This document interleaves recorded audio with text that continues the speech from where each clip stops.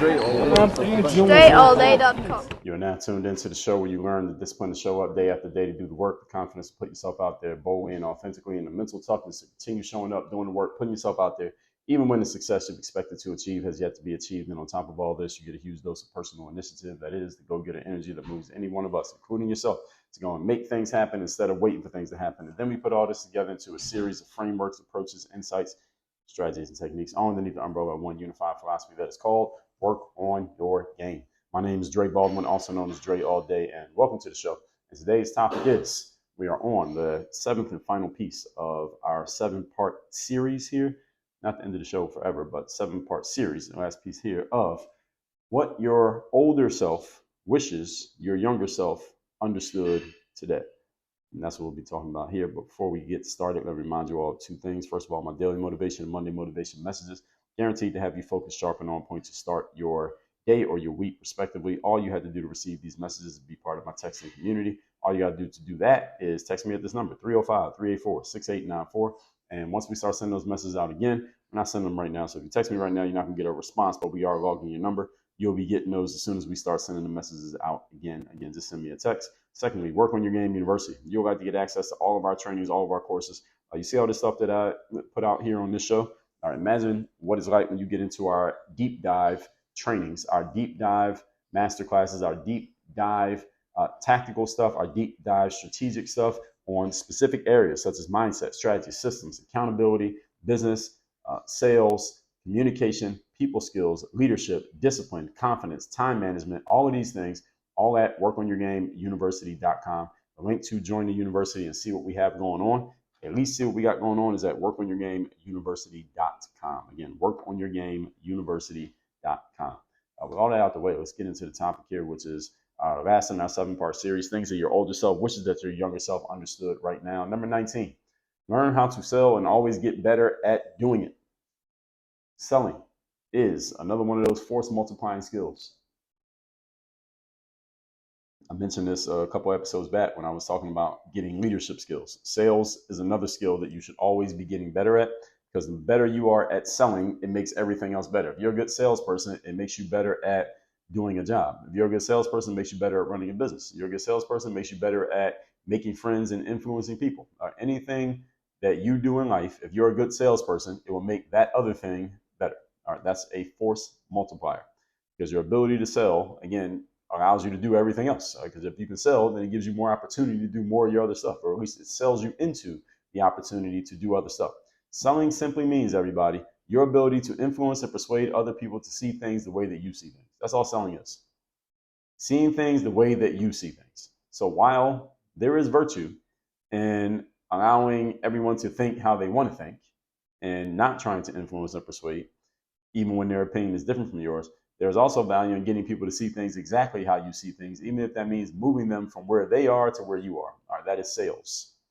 And it is not necessarily convincing. Sales is not about convincing. It's about influencing and persuading, which is moving someone from where they are to where you are by their thought patterns, not by you just bludgeoning them with your thought patterns. That usually doesn't work. That usually ends up in arguments or people just getting away from you so that they don't have to hear you anymore. That's what sales is about. So sales is a soft skill. It's soft and hard. It's a soft skill and a hard skill at the same time, meaning there are some hard and fast rules you should follow when selling, but there are also some soft, more intangible rules and abilities you need to have if you want to be a good salesperson. So you need a combination of both of these. And this is what sales is all about. And ideally, your sales will be to people who are already seeing things pretty close to how you see them. Those usually are much easier sales to make. But every once in a while, you're going to have to sell someone, i.e. influence or persuade someone into seeing something that maybe they showed up not seeing, or they have showed up decidedly knowing that they don't want to see, but somehow, some way, your job is to get them to see things the way that you're seeing them, or at least get a step closer to seeing things in your direction. Every once in a while, you're going to have to do this. If you're going to be successful in life, everything is not going to be easy. Everything is not going to just fall in your lap and just walk. Every animal you hunt is not going to walk right into the cage, right? So at some, they're not going to walk right into the trap. All right, sometimes you got to entice them. Sometimes you got to persuade people and move them from where they are to where you are, even against resistance. And the better you are at doing this, even when it requires a little bit of extra work, the better you will do in life, period. This is just simply how it works. So you got to be able to persuade, influence, and move people from one space to the other. This is a force multiplier skill. Again, don't leave home without it. The better you are at it, you'll notice that it makes everything else easier. Point number 20. Today's topic again is things that your your older self will wish that your younger self, that's you today, understood right now. Number 20, learn how to think critically. Critical thinking is a hugely important skill that has been talked about here before. We talked about the major traits of a critical thinker, and we talked about how to be a critical thinker. It's all about looking at a situation and discerning what is actually happening versus what is being presented to or told to you. That's what critical thinking is. It means looking at a situation and figuring out what's really going on here, because what's really going on may not be the same as the story that you are being told. Critical thinkers are able to discern what's actually happening. And often critical thinking, the most important skill of critical thinking is simply asking questions. It's not assuming that something else is going on. It's just asking questions so maybe you can uncover and discover what is going on. Don't assume that I'm not saying, let me back up here. When I say critical thinking, I say the most important thing is discerning what's actually going on versus what's being told. Maybe they are the same. Maybe what's actually going on is what's being told to you, but sometimes it is not. Oftentimes, actually, it's not. And depending on where you are, if you're in a place like the political space, often it is not. It is not congruent. There is not congruence between what's being told to you and what's actually going on. Because in the political space, people tend to bend truths, take truths out of context, and tell you half truths, i.e., propagandize, in order to protect their own personal interests, which is exactly what politics is about. And listen, other people are guilty of this, and so are you. Or you're guilty of doing it too. So critical thinking is just about asking questions just to make sure. All right, you can trust other people. You can trust that people are telling you the truth, but you ask questions just to make sure and double check. And critical thinkers that ask questions, they question everything. That's what a critical thinker does. They question everything. They accept nothing at face value. Even though what they saw at face value might be true, they just ask questions to double check and verify. And by the way, if somebody's telling you the truth, they don't mind you asking them questions because it's the truth. So no matter what you ask, no matter what angle you look at it from, it's always going to come out the same way. Now, if somebody's lying to you, they don't want you asking them questions because the more questions you ask, the more it becomes obvious that they're probably lying. And they will either get away from you or they'll try to ridicule or attack you for asking questions in the first place. And this is how you know when somebody's bullshitting you, is when they don't want to answer questions.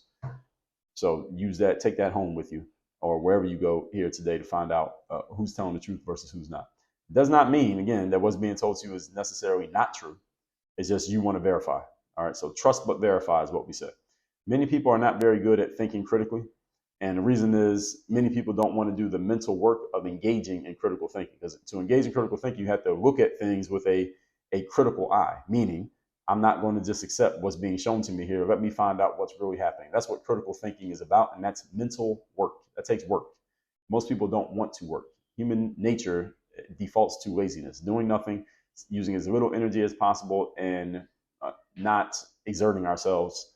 Again, not exerting ourselves at all if we can get away with it. So critical thinking means going against human nature. So where's the opportunity? Again, in the opposites, doing what other people are not willing to do. Everybody's able to do this, but most people are not willing to do it.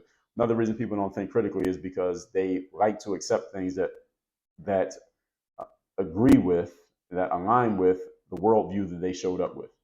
So someone shows up with a worldview that this person is a bad person, and then someone tells them something that verifies that worldview, they will not question or challenge it because they want to believe that person is a bad person. But if they were to start asking questions, they may realize that what that news story that they were just told is complete nonsense, and the person might not even be a bad person. Maybe you just accepted that because somebody you know, like, and trust told it to you, but you never examined it yourself. This is how many people come to have their beliefs in life. Many people's beliefs are based on things that someone told them that are not based on anything truthful and not based on anything that they have critically thought about or verified at all. They just accepted it because somebody who they like told it to them and it sounded right and it sounded good and it appealed to their emotions, and they just accepted it, and then they lived the next 30 years thinking that without ever examining if it's actually true. This is how most people think. If you even want to call that thinking. I'm being generous here when I call that thinking. That's not thinking. That's indoctrination is what it is. And the majority of their thought processes are the results of indoctrination that they got from their childhoods and from their friends and loved ones and teachers and people around them all their lives. They've never actually done any real thinking for themselves. Or if they do, it's very seldom and very random, few and far between. So critical thinking is a skill that you should develop. It's one that will separate you from the masses of people. It will make some people, you'll notice you're a good critical thinker when people start getting annoyed with you when you're simply asking them questions. Why would somebody get annoyed with you asking them a question? If you're telling them something that's useful or something that's true, then they shouldn't get annoyed with you asking them questions. Now, it doesn't mean you can just ask anybody anything and they should just answer everything that you say. Some people don't want you in their business. But if you're asking someone a question about something that they have positively asserted, then they should have no problem answering the question. Let's put it that way. And I've had many conversations with people who have positively asserted something, and I started asking them questions about what their assertion, just to figure out why they believe what they believe or how they know, quote unquote, what they quote unquote know, and come to realize very quickly that they don't know a damn thing and they have no reason to believe what they are asserting. But because no one's ever challenged them on it, they chafe at the experience of having someone like me ask them a question like, how do you know that to be true? And they can't answer the question because bullshit. It was a bullshit from the beginning, but nobody ever challenged them on the bullshit. So they've come to accept that their bullshit is actually truth when it's actually not. And again, critical thinkers understand this. So be a critical thinker so that you do not get the wool pulled over your eyes. You don't get fooled into thinking things are one way and actually another. Critical thinking helps you solve the unsolved mysteries of life, helps you see through what is being presented to you as to whether it is true or not, and it helps you especially to not get hoodwinked when somebody's telling you some bullshit. Okay, if you're watching TV or the internet, guaranteed somebody's telling you some bullshit. And I know the irony is not lost on me that I'm putting the show out on the internet. And again, I said odds are somebody's telling you some bullshit. Doesn't mean everything on the internet is bullshit, but a lot of it is. Be careful what you listen to. This is becoming more and more prevalent in our world because people don't want to think critically. It takes effort. So critical thinking skills become more valuable as they become more scarce. Our scarcity makes the value go up. Point number 21. Last one in our series here. Things that your older self wishes that your younger self knew. Most people are average and shall remain average. This is the main thing, not the main thing, the last thing rather, that your older self wants you today to understand. Most people are average and will remain average. Now, what does this mean for you? It means several things. First of all, despite your critical thinking abilities that I just preached to you about, do not go and try to make someone into a critical thinker. This is a bad idea.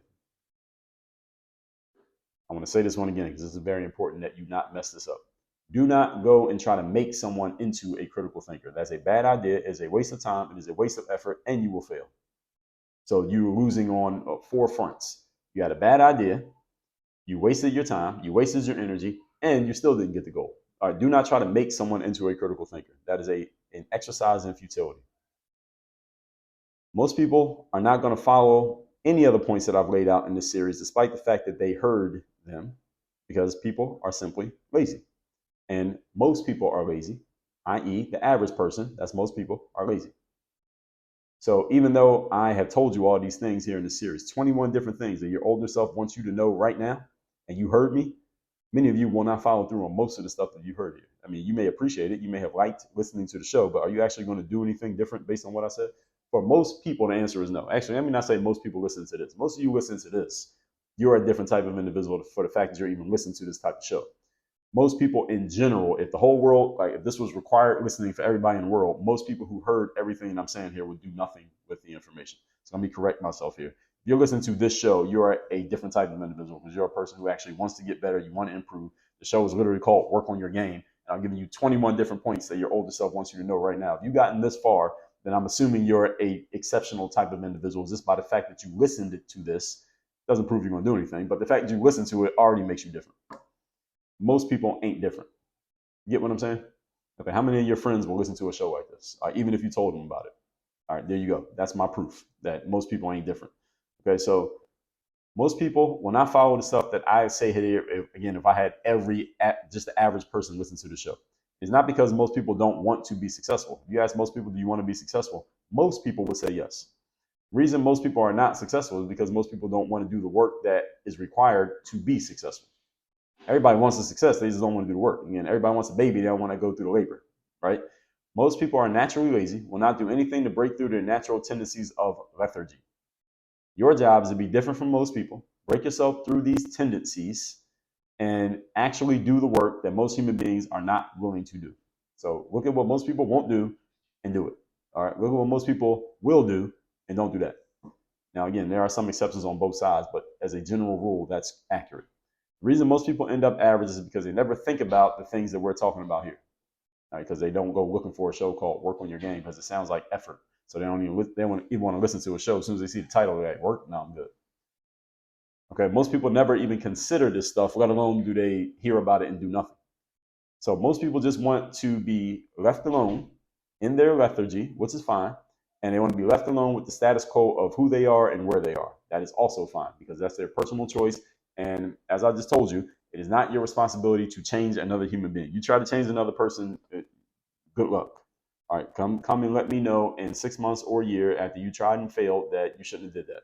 And just let me know that I'm a genius because I told you up front that you shouldn't have did it. I know someone, for example, I know somebody who has a relationship with a person and they wanted to change this person. They wanted to make some edits and some adjustments to this individual. They told me the adjustment that they wanted to make to this individual.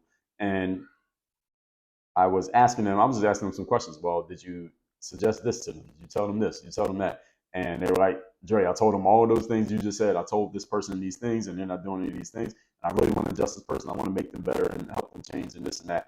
And about a year and a half later, I was talking to the same person and I just brought up the person who they've been talking about in the past that they wanted to help make some adjustments to. And I said, hey, has that person made any of those adjustments that we were talking about a while back? And they said, no, they haven't made any of the adjustments.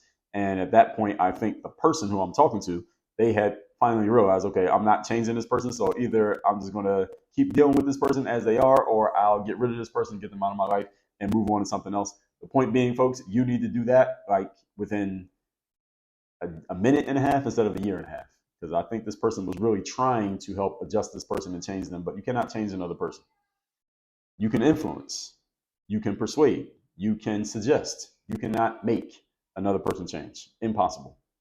It is their personal choice to be who they want to be. It is your choice if you want to deal with them or not. So anytime you find yourself stuck in life and trying to figure out what to do, this is back to you now. Look around at what everybody else seems to be doing. Ask yourself what it would look like if you did the opposite. The opportunities in life are in the opposites. And I'm going to do a whole episode on something that rhymes with this concept. It's coming up soon. It's in my notes already, but it's a while away from where we are here, but it's coming up a couple weeks. So anyway, let's recap this class, which is the last in our 7-part series, things that your older self wishes that your younger self understood. Number 19, learn how to sell, always get better at doing it. Sales is a force multiplier. The better you are at selling, the better you are influencing and persuading not only others, but yourself. And when you can influence and persuade other people, you can move mountains. Number 20, learn how to think critically. Critical thinking is simply about asking questions and not accepting what is handed to you on the surface just because someone handed it to you, regardless of what it is, regardless of how it sounds, regardless of how it feels, and regardless of who said it. Critical thinkers think critically about everything that is presented to them. Doesn't mean everything presented to you is a lie. It just means you verify. Number 21, most people are average and will remain average. Do not try to change another human being. This is an exercise in futility. It is one of the dumbest things you can do. Try to change another person. You will not succeed. They will get annoyed with you. You will get frustrated. And your most valuable resource, your time, got used up trying to do something that you should never have tried in the first place. All that said, folks, now you know what your older self, that's the version of you 30 years from now, wants you to know right now. You need to go apply and heed everything that I've told you in this 7-part series and start using it in your life. The most important one you can do, I didn't even put this as one of my 21 points, but here's point number 22. Go to workonyourgameuniversity.com. Have me as your coach. Get access to all our trainings, our courses, our programs, our master classes, and everything else in between. Have me as your direct person who you can go to for insights, strategies, systems, mindset, and accountability for implementation for your highest level of performance and produce results in your life. That's workonyourgameuniversity.com. Work on your game. Dre, all